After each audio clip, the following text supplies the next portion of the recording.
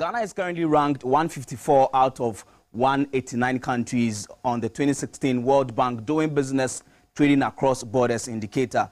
A survey by the USAID on various ports attributed this to the lack of compliance with the WTO Trade Facilitation Agreement and the cumbersome procedures for moving goods and services.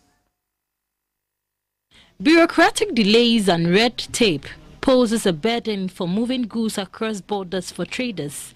The simplification, modernization and harmonization of export and import processes has therefore emerged as an important issue for the world trading system.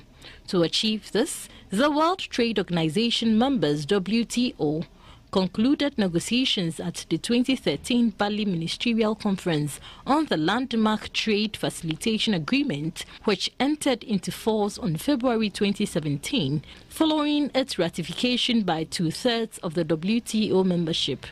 Ghana was the 95th country to sign the Trade Facilitation Agreement.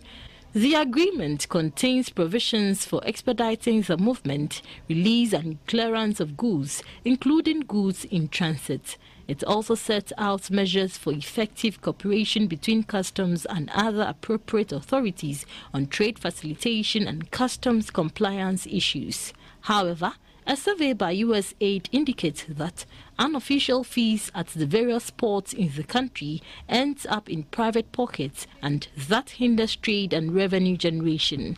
The U.S. ambassador to Ghana, Mr. Robert Jackson, said Ghana needs to address the challenges associated with import, export and transit trade.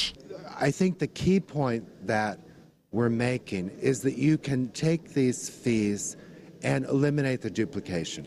Why do you need multiple services doing the same thing? Why do you need multiple customs agents doing the same thing? Limit the number of inspections, figure out exactly what you're doing, and comply with the World Trade Organization agreement that Ghana has become a party to.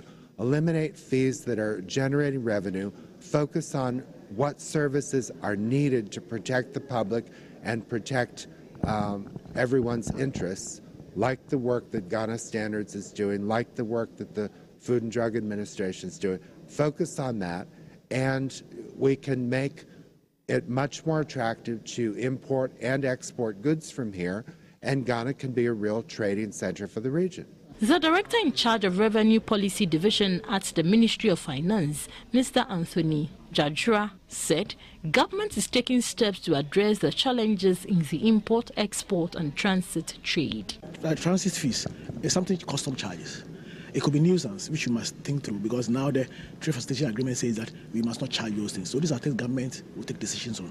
Because if the whole world has agreed that if goods pass through your country, so like a good is going to Burkina Faso, which is landlocked, Mali, which is landlocked, and the Trade Facilitation Agreement says that don't charge your neighbor these fees, then Ghana must obey. The U.S. government pledged to assist Ghana with technical know-how to address the challenges in the trade sector.